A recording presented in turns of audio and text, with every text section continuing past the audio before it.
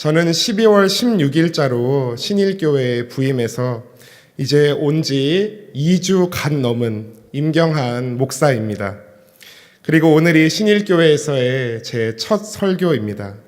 두렵고 떨리는 마음이지만 우리의 주인 되신, 대장 되신 예수님 의지할 때 붙들어 주실 줄 믿습니다. 신일의 성도 여러분, 배를 타보신 경험이 있으십니까? 제가 고등학교 때 학교 수학여행으로 제주도를 간 적이 있습니다. 갈 때 저희는 비행기를 타고 간 것이 아니라 통영에서 배를 타고 갔었는데요. 제주도로 갈 때의 바다는 참으로 잔잔하고 평화로웠습니다. 그렇게 제주도에 도착한 저희는 한라산에 올라가 백록담도 보고 여러 곳을 둘러보며 2박 3일의 즐거운 시간을 보냈습니다. 그리고 돌아오는데 날씨가 심상치 않은 겁니다. 아니나 다를까 거센 바람에 풍랑이 일고 배 바로 앞 정면에서 파도가 마구 배를 때리는 겁니다. 정말 저희 배가 마치 바이킹처럼 파도를 일렁일렁 넘어가며 항해를 했습니다. 아이들 반 이상이 멀미에 화장실에 가서 토하고 난리도 아니었습니다. 당시 선장님이 선실마다 돌아다니며 저희를 안심시켜주고 토하는 아이들 등도 두드려주셨던 기억이 납니다. 생각보다 큰 파도에 저희 모두 다들 긴장하는 분위기였는데 선장님께서 괜찮다 뭘 걱정하노? 이 정도 파도에 입에 절대 안 넘어간다. 걱정 말거라. 말씀하시는 말에 다들 안심하고 멀미를 안 하는 저와 일부 친구들은 신나게 바이킹 갔다고 하면서 파도 너울을 즐기고 도시락도 못 먹는 친구들 것까지 2개씩 먹었던 기억이 납니다. 그런데 오늘 본문에서도 저처럼 풍랑을 만났던 사람들이 있습니다. 다름 아닌 예수님과 제자들입니다.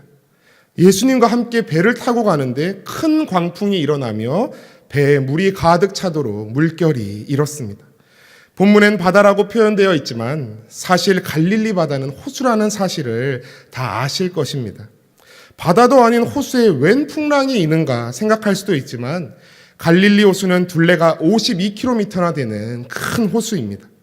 게다가 해수면보다 200m나 낮은 이 따뜻한 갈릴리 호수에 서북쪽의 헬몬산에서 내려오는 찬바람이 불면 갑자기 거센 물결이 일어나곤 하는 것입니다. 그런데 아시다시피 제자 중에는 갈릴리 호수에서 잔뼈가 굵었을 사람들이 여럿 있었습니다. 베드로, 안드레, 야고보, 요한 다 갈릴리 어부 출신입니다. 갈릴리 호수와 배에 관해서라면 누구에게도 뒤떨어지지 않을 노련한 사람들이었을 것입니다. 그러나 그들의 힘과 경험으로도 어찌할 수 없는 광풍을 만났던 것입니다. 그때 예수님은 어디 계셨느냐? 배 뒤편 고무를 베개 삼아 주무시고 계셨습니다. 제자들이 예수님을 막 흔들어 깨웁니다. 아, 선생님, 저희가 죽게 되었는데 지금 뭐하고 계십니까? 하면서 난리가 났습니다. 그런 제자들의 성화에 일어나신 예수님께서는 바람을 꾸짖으시며 바다에게 잠잠하라, 고요하라 말씀하십니다. 그러자 바람이 멈추고 호수가 잔잔해졌습니다. 그리고 예수님께서 제자들에게 말씀하십니다. 어째서 너희가 무서워하느냐? 아직도 믿음이 없느냐? 예수님께서는 제자들에게 왜 이렇게 무서워하느냐고, 어찌 아직도 믿음이 없느냐고 책망하십니다. 그런데 그 책망이 그까지 풍랑 뭐 그리 무서워하느냐는 말씀은 아닐 것입니다. 배가 곧 가라앉아 죽을 것만 같은 그 풍랑의 심각성은 주님께서도 잘 아시고 계셨을 것입니다. 이 땅에 육신을 입고 참 인간으로 오신 주님은 우리의 연약함을 동정하지 못하실 리가 아니시기 때문입니다. 그러나 주님께서 제자들에게 기대하신 믿음이 있었습니다. 지금 주님의 제자된 우리 성도님들에게도 똑같이 기대하실 그 믿음은 무엇일까요? 옛날 중국의 기나라에 걱정을 너무 많이 하는 사람이 살고 있었답니다. 이 사람은 하늘이 무너지면 어떡하나? 응? 그러면 다 죽겠지? 이러면서 두려워서 잠도 못 자고 제대로 먹지도 못하고 집에 틀어박혀 있었습니다. 이 소문을 듣고 친구가 찾아왔습니다. 여보게 친구, 하늘은 무너지지 않는다네. 걱정 많은 사람이 의심 가득한 얼굴로 바라보자 친구는 여유 있게 웃으며 말을 이었습니다. 이 세상은 온통 공기로 가득 차 있다네. 하늘까지 공기가 빈틈없이 꽉꽉 차 있지. 그래서 하늘은 무너지지 않는다네. 그렇군. 그런데 땅은 꺼지면 큰일이지 않나? 친구는 다시 또박또박 이야기해 주었습니다. 땅은 흙으로 단단하게 덮여 있다네. 자네가 이리 뛰고 저리 굴러도 땅은 무너지지 않아. 걱정 많은 사람은 그제야 밝은 얼굴이 되어 잠도 잘 자고 밥도 잘 먹었다고 합니다. 열자의 천서편에 실린 이야기입니다. 우리가 너무나 잘 아는 말, 기우. 쓸데없는 걱정이라는 뜻의 이 기우라는 말이 여기서 나왔습니다. 기나라 사람의 걱정이라는 뜻이죠. 이 이야기 속 주인공이 어리석어 보이지 않습니까? 그러나 우리를 돌아볼 때 내 미래가 보이지 않아서, 하고 있는 사업이 불안해서, 자녀의 진로 때문에, 가정의 문제 등 지금도 우리의 의심과 걱정은 끝이 없습니다. 오죽하면 이제 스트레스라는 단어는 영어가 아니라 그냥 우리말처럼 느껴지기까지 합니다. 교회에서, 예배의 자리에서 우리는 큰 믿음에 대해서 담대함과 용기와 악한 영과 싸워 승리함에 대하여 이야기하지만 세상에 나왔을 때 자칫 광풍과 같은 넘치는 물결 앞에 두려움과 근심, 걱정에 사로잡히지 않습니까? 어떻게 하면 이 세상에서 두려움과 근심, 걱정 풍랑에 눈길 뺏기지 않고 살아갈 수 있을까요? 오늘 본문은 제자된 우리에게 주님이 요구하시는 믿음의 모습을 보여줍니다. 첫째로 우리 주님은 제자된 우리가 주님이 함께 하심을 믿고 담대하기를 원하십니다. 오늘 말씀 36절을 보면 제자들이 무리를 떠나 예수를 배에 계신 그대로 모시고 갔다고 말씀합니다.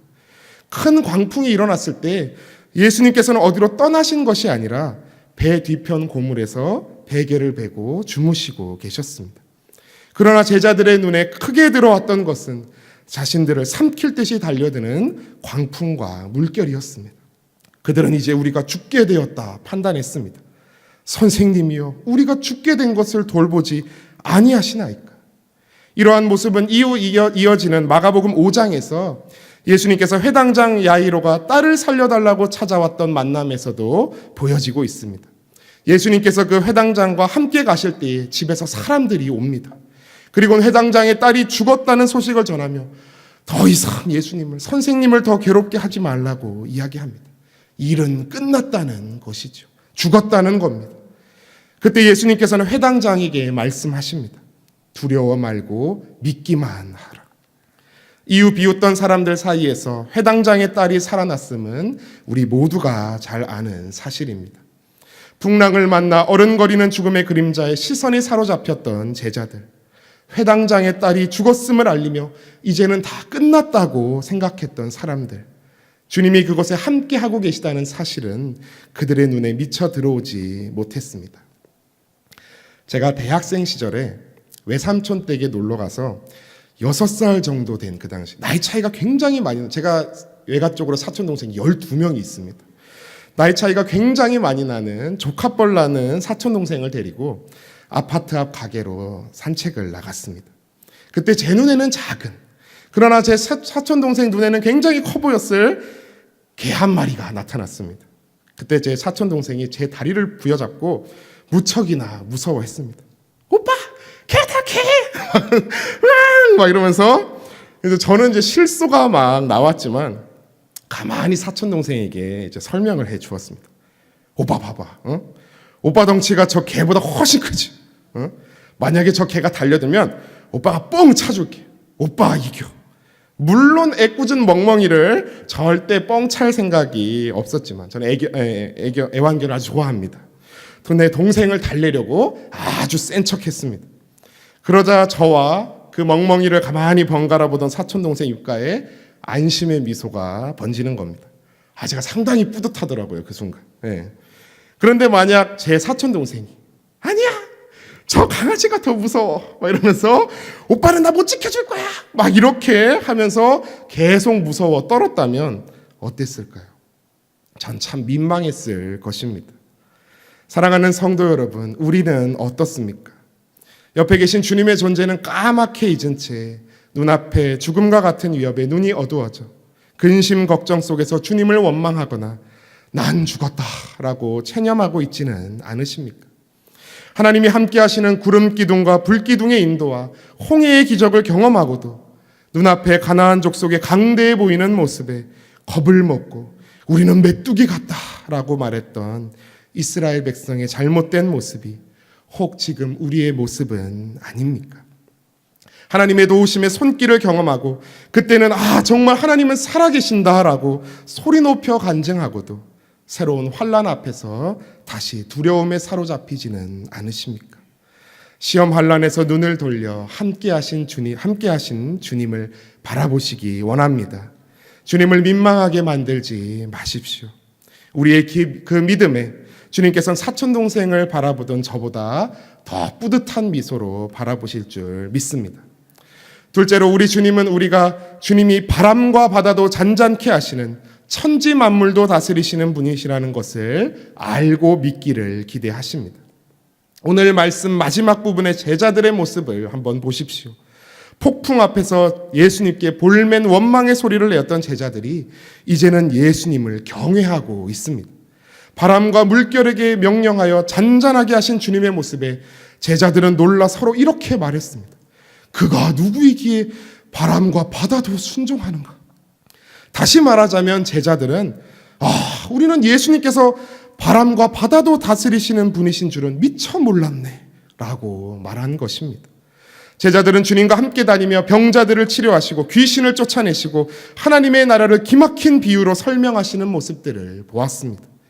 그러나 풍랑을 만났을 때 제자들은 주님 덕분에 안심하지 못했습니다. 그가 바람과 바다도 다스리시는 이런 일도 해결하실 수 있는 근본 하나님의 본체시요 하나님의 독생자이신 줄은 몰랐다는 사실입니다. 제자들뿐만 아니라 이스라엘 전체가 그랬습니다. 예수님을 더러는 세례 요한, 더러는 엘리야, 어떤 이는 예레미야나 선지자 중에 하나라 말할 뿐이었습니다. 우리들의 모습이 혹 이와 같지는 않습니까? 예수님은 이런 일도 하셨고 저런 일도 하셨고 못하는 일이 없으신 분이시지 라고 고백하면서 막상 내 눈앞에 닥친 일은 내가 어떻게든 해결해 보려고 먼저 근심 걱정도 하고 화도 내지 않습니까? 제자들도 그들의 경험과 판단에 죽음이 목전에 있는 것처럼 보이자 살아보려고 내가 할 수 있는 거 다 해보고 최후에 가서야 예수님을 흔들어 깨웁니다. 선생님이여 우리가 죽게 된 것을 돌보지 아니하시나이까? 제자들의 이 대사는 모든 사람이 지금 성난파도에 죽게 되었는데 지금 잠이 오십니까? 라는 흥분하여 따지는 뉘앙스로 묘사되어 있습니다. 우리가 어떤 일을 두고 안절부절 못하고 화도 내고 하는 이유는 내막을 자세히 들여다보면 결국 그 일을 하나님께서 해결해 주시지 않을 것 같아서임을 알 수 있습니다. 그러나 우리가 주님이 어떤 분이신지 진정 깨닫는다면 오늘 일어난 걱정거리에 밤잠 설치며 근심하지 않아도 될 줄 믿습니다. 우리가 베드로와 같이 예수님을 그리스도시요 살아계신 하나님의 아들이라 고백한다면 내 인생의 바람과 파도 속에서도 해결해 주실 주님 믿으며 두려워하지 마시기 바랍니다. 제가 전에 사역했던 광명 소재의 남광교회에 제가 존경하던 청년부 목사님이 계셨는데 이분이 청년부 학예 수련의 날짜를 지난 8월 23일에서 25일로 잡으셨었습니다. 근데 그때 우리나라에 뭐가 왔는지 기억하십니까? 최악의 태풍이 될 수 있다라고 예견됐던 태풍 쏠릭이 북상하고 있던 때였습니다. 그리고 그 수련의 날짜는 정확히 쏠릭이 상륙하는 시점과 맞아 있었고 더군다나 장소도 강원도 강릉에 있는 수련원이었습니다. 그야말로 쏠릭의 경로와 함께 가는 수련회가 돼버린 겁니다. 재밌는 점은 이 목사님이 기도하며 잡으신 수련회 주제가 죽고 싶나라는 것이었습니다. 주제 말씀을 마태복음 10장 39절 자기 목숨을 얻는 자는 잃을 것이요 나를 위하여 자기 목숨을 잃는 자는 얻으리라로 잡고 필사즉생, 필생즉사라고 부제가 붙은 그 수련회 사상 최악의 태풍이 될 수 있다는 쏠릭이 올라오고 있는 중이었습니다. 청년들은 목숨이 아까워 안 가야겠다라는 청년도 있었습니다. 심지어 교인분들 중에도 너무 위험한 일정 아니냐고 날짜를 바꾸거나 해야 하지 않냐고 하는 의견들이 참 많았습니다. 그런데 이 뚝심 있는 목사님께서는 수련의 주제에 부끄럽지 않는 담대한 믿음을 가지고 청년들과 함께 화요일마다 기도하며 준비하셨습니다. 그리고 청년부는 예정대로 23일 강릉으로 기도받고 출발하였습니다. 그런데 그 태풍 쏠릭이 기적처럼 육지에 닿으면서 세력이 약화된 겁니다. 막 그때 유치원이 막 휴교하고 난리가 났던 때였는데, 나중에 수련회에 참석했던 청년들이 동해바다로 흩어지듯 구름으로 빠져나가는 그 태풍 쏠릭의 잔재를 보면서 하나님의 함께하심을 더욱 감사로 찬양했다는 이야기를 전해 들었습니다.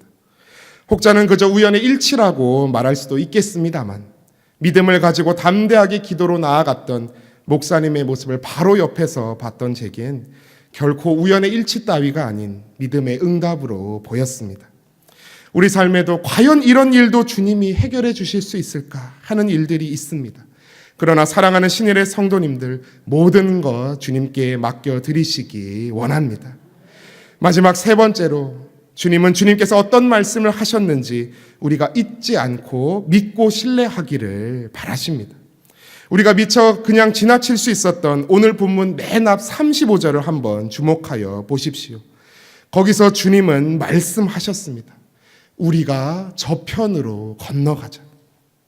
예수님께서는 우리가 그냥 배를 띄워가자, 뱃놀이 하자 라고 목적지 없이 말씀하시지 않으셨습니다. 예수님께서는 저편으로 건너가자라고 말씀하셨습니다. 호수 저편, 거라사 지방, 예수님께서 군대 귀신 들린 자에게서 귀신을 쫓아내신 그곳이 바로 예수님의 다음 사역 목표지였습니다. 지금까지 제자들은 예수님의 입에서 말씀이 나가면 이루어지는 모습들을 보았습니다. 말씀이 현실이 되는 분, 약속을 지키고야 마시는 분이 예수님이셨습니다. 그러나 이때 제자들은 예수님의 말씀을 잊어버리고 말았습니다. 우리가 저편으로 건너가자 말씀하셨다면 중간에 어떤 일이 일어나든지, 우리 눈에 어떤 환난 풍파 보이든지 저편으로 건너가게 된다는 믿음이 그들에게 없었습니다. 여러분, 이 믿음을 가지시기 원합니다. 주님은 말씀하신 것은 이루시는 분이십니다. 가버나움에서 예수님이 만난 한 백부장은 자신의 하인을 치료하려 와주시겠다는 예수님께 다만 말씀만으로 하옵소서, 그러면 제 하인이 낫겠나이다 라고 답합니다. 예수님께서 그때 놀랍게 여기시며 따르는 자들에게 이스라엘 중 아무에게도 이만한 믿음을 보지 못하였노라 말씀하십니다. 백부장의 믿음은 예수님께서 말씀하신 것은 이루어진다는 믿음이었습니다. 그 믿음에 예수님께서는 감탄하며 기뻐하셨습니다. 믿음의 조상 아브라함은 어떠합니까? 아브라함이 이삭을 하나님께 바칠 수 있었던 것은 히브리서 11장에 나와 있는 것처럼 하나님의 말씀을 믿었기 때문이었습니다. 이삭에게서 나는 자라야 내 씨라 부를 것이라 라는 하나님의 그 약속의 말씀 굳게 믿고 이삭을 바치더라도 하나님께서 다시 살려내시기라도 하실 것이다 라는 믿음으로 담대히 나아갔던 것입니다. 주님의 말씀을 믿으십시오. 내가 세상 끝날까지 너희와 항상 함께 있으리라 하신 주님의 말씀을 굳게 잡으시기 원합니다. 저는 어머니의 손을 잡고 어릴 때부터 교회에 다녔습니다. 어렸을 적부터 제가 힘들어하는 일이 있으면 어머니께서 한 말씀을 들려주셨습니다. 후에 알았지만 그 말씀은 이사야 41장 10절 말씀이었습니다. 두려워하지 말라, 내가 너와 함께함이라. 놀라지 말라, 나는 내 하나님이 됨이라. 내가 너를 굳세게 하리라. 참으로 너를 도와주리라. 참으로 나의 의로운 오른손으로 너를 붙들리라.